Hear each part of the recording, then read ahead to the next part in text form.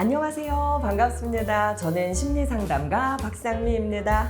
안녕하세요 시청자 여러분, 저는 신경과 전문의 장민욱입니다.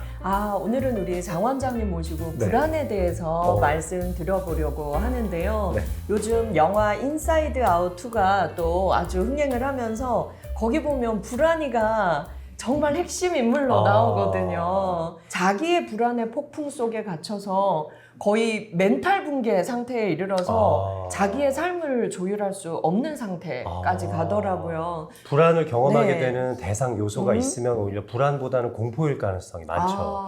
만약에 직장 상사가 나를 너무 많이 괴롭힌다. 네. 그 사람을 만나는 것 자체가 너무 불안하고 힘들다면 네. 어쩌면 이제 그 사람이 공포의 대상이 된 거죠. 그래서 불안과 공포는 좀 다른 감정인 것 같기도 해요. 불안은 마땅한 대상이 없는 경우가 맞아요. 너무 많습니다. 네. 그냥 아무 이유 없이 길을 걷다가 갑자기 불안함이 찾아오기도 네. 하고 갑자기 천장에서 뭐가 떨어지면 어떡하지? 네. 갑자기 엘리베이터에 갇히면 어떡하지? 이렇게 좀 발전된 형태로 나타나는 게 또 범불안 장애이기도 한 것 같아요. 네. 그러면 원장님께 찾아오는 불안 때문에 힘들어하는 환자들의 유형은 어떤 유형이 있나요? 그래서 저희는 신경성 질환이라고 하면 제일 대표적인 게 사실 신경성 두통 같은 거예요. 두통. 네. 그리고 신경성 어지러움증, 신경성 수면 장애 네. 이런 것들이죠. 그러니까 뭔가 스트레스가 계속 쌓이면서 머리도 좀 아픈 것 같고 좀 어질어질해서 균형도 잘 안 네. 맞고 이제 거기서 조금 더 발전되면 집중력이 떨어지는 거죠. 네. 나는 이제 공부를 하고 싶고 네. 업무를 처리를 제대로 하고 싶은데 옛날만큼 능률이 안 오르는 거. 내가 혹시 브레인 포그 아닙니까? 제가 혹시 이러다 번아웃에 빠지는 거 아닙니까? 뭐 이래서 오시는 분들이 사실 대부분이에요. 이거 완전 저희 어머니 증상하고 네. 똑같은데요. 네. 계속 바카스를 드세요. 네. 바카스 먹으면 네. 조금 나아질 수 있을 것 같아요. 순간적으로 왜냐면 나은가 봐요. 굉장히 신체 활력이 높아지니까 네.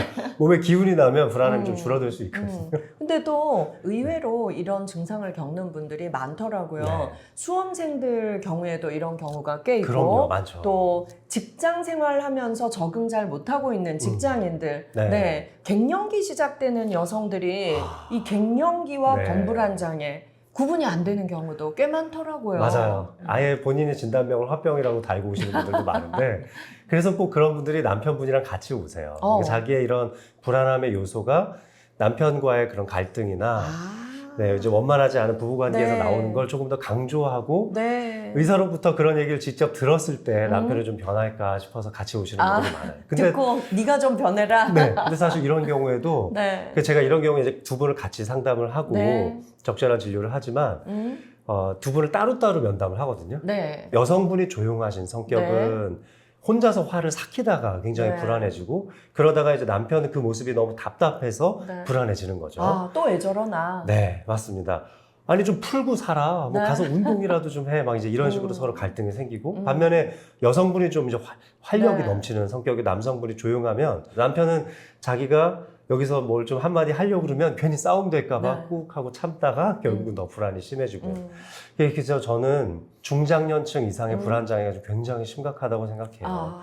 그래서 그게 혹시 나중에 치매 발병이랑 또 연관되는 거 아니냐? 이렇게 해서 걱정스러워서 오시는 분들도 많은데 불안장애, 우울장애가 있는 분들의 치매 발병 위험이 2배 이상 높다고 알려져 있으니까 2배 이상 높다. 그래서 2030들의 불안과 4050 또 이제 60대 이상의 불안이 좀 많이 다른 것 같아요. 그래서 전 만나보면 2030들은 요즘 정말 이 취업난 그리고 우리 부모님 세대보다 우리가 살기가 너무 어려워졌다. 그래서 막연한 불안이 많으면서 또 동시에 이거 우리 부모님의 불안이 나한테 유전된 거 아니냐 되게 많이 물어봐요.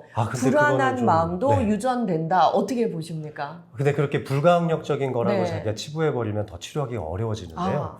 아직까지는 이 정동장애 관련된 유전자들이 확실하지가 않고 유전적 영향력도 10% 미만이라고 보는 것이 맞습니다.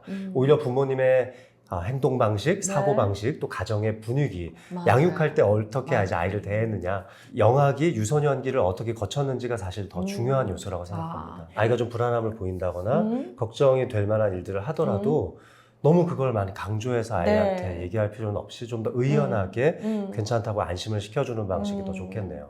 그래서 저도 상담하다 보면 그게 가족의 문화, 가족의 분위기인 경우가 많더라고요. 그러면 원장님, 저희가 이유 없이 불쑥불쑥 순간순간 찾아오는 불안 때문에 힘들어하는 분들이 많거든요. 그런 경우는 사실 그 순간만 어떤 약을 먹어서 그 불안만 잠재울 수 있다면 훨씬 더 깊은 우울과 공포로 가는 걸 막을 수 있을 것 같아요. 맞습니다. 그런 약이 있나요? 있습니다. 오, 저 좀 먹어야겠어요. 네, 작용 시간이 네. 아주 짧은 계열의 벤조디아제핀 계열의 약을 사용하면 되는데요. 작용 시간이 길어지면 길어질수록 효과는 훨씬 더 증폭되지만 의존적 경향이 강해지고 나중에 이 약을 끊는 과정에서도 상당히 어려움이 약을 있거든요. 끊는 게 또 불안해서 공포가 와요. 자, 그러네요. 불안이 심한 네. 사람들은. 그래서 이런 분들께는 네. 6시간 이내 작용 시간을 가진 벤조디아제핀 계열의 약을 저는 주로 처방하는 편입니다.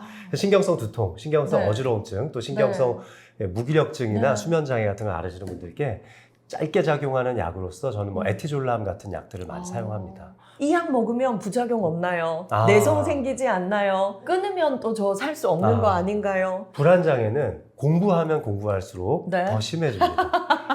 네, 그래서 맞습니다. 너무 포털 사이트에서 검색 너무 하지 않으셨으면 좋겠어요. 거기에 이제 전문가들도 다 답을 달아놓는데 맞아요. 너무 불안한 얘기가 많아요. 아.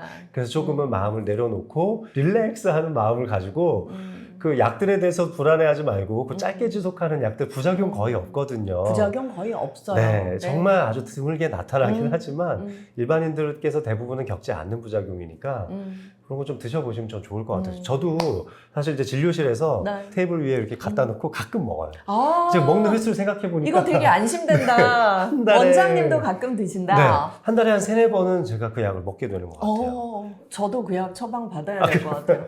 저도 네. 카메라가 딱 켜지기 5분 전 갑자기 불안해요. 네. 그리고 이렇게 딱 찍고 나면 또 불안한 게 네. 조회수 안 나오면 어떡하나. 훅 밀려오는 불안 때문에 힘들 때는 약물의 도움도 받자. 원장님도 드신다는데 문제 네. 없겠지. 아, 또 그럼요. 안심이 굉장히 되었어요. 네. 살짝 그 순간 어. 살짝 그 불안함을 꺾어주기만 네. 하면 네. 깊은 불안으로 빠지지 않으니까 아. 금방 탈출할 수 있습니다. 좋습니다. 네. 그럼 불안감 때문에 찾아왔는데 이 환자를 보니까 공황장애였다. 이런 아. 사례가 꽤 있으시다고요. 공황장애라는 단어가 요즘 너무 많이 퍼져 있어요. 자기가 정해서 와요. 저 공황장애인데요. 네, 이러고 맞아요. 딱 들어서세요. 네. 하지만 이제 공황장애, 패닉 어택 네. 디스오더라고 부르는데 이 패닉 디스오더는 제 생각에 저 공황장애인 것 같아요 하고 찾아오시는 네. 환자 중에 10%도 안 됩니다. 90%는 내가 잘못 상상 스스로 공황장애. 오진한 거다. 그래서 공황장애로 나타나려면 사실 신체적 증상에 같이 동반되거든요. 굉장히 심박수가 빨라지면서 네. 혈압이 출렁출렁하게 되는 심계항진 증상이 나타납니다. 이런 상태가 동반될 때만 공황장애라고 엄밀하게 진단을 할 수 있는 거죠. 하지만 이제 그런 공황장애를 한두 번 겪어보신 네. 분들이 그것으로 가기 직전 단계인 여러 가지 일상에서 느껴지는 불안들, 이런 이제 예기 불안이라고 네. 하죠. 이 예기 불안 증상들이 계속 지속되니까 그걸 컨트롤하기 위해서 약을 계속 먹는 거거든요. 네. 근데 한 번도 공황을 직접적인 공황장애를 겪어본 적이 없는 분들도 네. 이제 너무 매체에서 공황장애 얘기를 많이 많이 하니까 하니까. 자기도 혹시 그런 일이 발생할까라는 예기 불안을 미리 가지고 계신 분들이 있어서 이제 이런 분들은 공황장애로 확진을 내리지는 않지만 네. 네, 거기에 준하는 치료를 하기는 하죠. 아, 제가 혹시 이제 저는 이제 신경과 전문의로서 네. 이런 말씀을 드리는 건데 이 범불안 장애에서 또 네. 공황 발작이 나타난다거나 네. 예기 불안 증상이 심할 경우에는 신경과 전문의를 네. 찾지 마시고 정신건강의학과 전문의를 네. 찾는 게 좋습니다. 또한 선생님과 같은 네. 이제 심리 상담을 하시는 선생님과도 네. 2차적으로 계속 심리 상담 치료를 네. 하시는 게 좋고요. 그래서 치료는 이제 정신건강의학과와 네. 심리 상담을 찾으시는 것이 맞습니다. 아, 네, 좋습니다. 출근하고 난 다음에 가스불 안 끈 것 같아. 아. 문 안 잠근 거 아니야. 네. 이것 때문에 불안에 미치는. 그런데 조퇴하고 집에 가보니까 모든 게 정상화되어 있고 이런 분들 되게 많으세요. 네, 이렇게 예기 불안이 있는 경우에는 조금 더 작용 시간이 긴 네. 약을 처방하는 것이 아. 좋고요. 행복 호르몬을 조금 더 많이 충전시켜주는 많이. 방법이 예기 불안을 줄일 수 있는 좋은 방법입니다. 아, 저희 이제 또 상담 치료사들은 이제 인지행동 치료 많이 중요하죠. 이제 적용을 하는데요. 네. 그런 막 이 일이 일어나지 않을까 불안해서 하루 종일 괴로우신 분들께 저희는 오히려 역설지향 기법이라는 인지행동 치료 방법을 쓰는데요. 네, 어떻게 하는 건가요? 나는 뭘 잘 잃어버려. 이렇게 오히려 써 붙이라 그래요. 그럼 그 써붙인 거 볼 때마다 웃음이 나잖아요. 그렇죠. 오히려 그럴수록 잃어버릴 확률이 적어지더라. 와. 네, 오히려 훨씬 더 주의하게 되고 아니야 그런 그렇군요. 일은 일어난 적이 없구나. 이런 기법을 저희는 또 쓰기도 합니다. 그래서 아까 인지행동치료에 또 다른 기법은 없나요? 네. 저희는요, 불안이 이유 없이 밀려올 때는 무조건 운동화 신고 밖으로 나가라. 네. 좁은 공간, 이불 속이 훨씬 더 불안을 증폭시킨다. 네, 그래서 넓은 데 나가서 산책하자.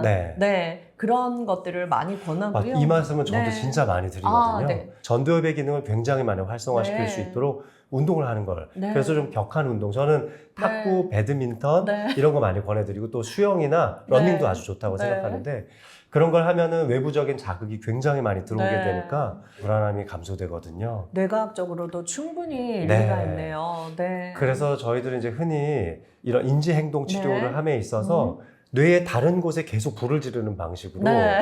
많이 이제 설득을 하기도 합니다. 그래서 네. 저녁 시간에는 뭐 약을 통해서 좀 해결을 네. 해보시고 낮 시간에는 운동을 많이 하면서 네. 해결하라는 걸 의학적으로 많이 조언을 합니다. 네. 그러면 원장님, 네. 불안을 극복하려면 생각하는 습관을 바꾸자. 네, 이렇게도 많이 하는데요. 네. 원장님의 노하우 하나 알려주시겠어요? 네. 저는 불안을 회피하려고 하지 말고 회피하지 말고. 있는 그대로 받아들이고 내가 지금 불안하구나. 네. 내가 불안함을 어느 정도는 느끼고 있구나. 네. 하지만 자주 느끼지는 않을 네. 거야. 라는 식으로 받아들이고 나서 긍정적인 생활 네. 방식으로 바꾸는 걸 추천을 드립니다. 나의 내면의 소리에 조금 더 귀를 기울일 네. 수 있도록 명상을 하시고 스트레칭을 많이 하셨으면 좋겠어요. 네. 특히 저녁 때 주변의 환경의 자극이 줄어들게 되면 네. 그때 이제 굉장한 불안함이 찾아오는데 침대에 누워서 신체를 좀 이완하는 방식을 네. 많이 권해드리는데요. 특정 근육에 힘을 잔뜩 줬다가 천천히 힘을 풀면 굉장히 수월하게 할 수가 있습니다. 침대에 편안하게 누워서 어깨를 이렇게 네. 잔뜩 힘을 줘보는 거예요. 네. 그리고 나서 쫙 힘을 빼주시는 거죠.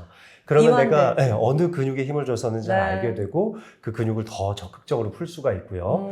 목도 마찬가지예요. 이렇게 꽉 힘을 줬다가 네. 딱 풀어보는 겁니다. 그러니까 이런 과정은 누워있을 때도 할 수 있고요. 네. 또 앉아서도 하실 수 있어요. 그 다음에 이제 마지막으로 저 호흡도 많이 네. 추천을 드리는데요. 수면을 위한 478 호흡법도 많이 말씀드리지만 네. 복식 호흡을 평소에 네. 많이 연습하라고 네. 합니다. 명상할 때 기본이 복식 호흡이잖아요. 네. 그래서 이제 흉부 앞쪽과 배 쪽에다가 이렇게 손을 네. 올리고 흉곽과 네. 배의 움직임을 느껴보는 네. 거죠. 흉곽의 움직임은 최소화하고 네. 배 쪽의 움직임을 최대한 줘서 배를 네. 좀 왔다 갔다 하게 하면서 호흡을 시키는데요. 최대한 천천히 하시면 천천히. 목적을 달성할 수 있습니다. 그래서 이렇게 한 5분에서 10분 정도 저는 이렇게 하라고 말씀드립니다.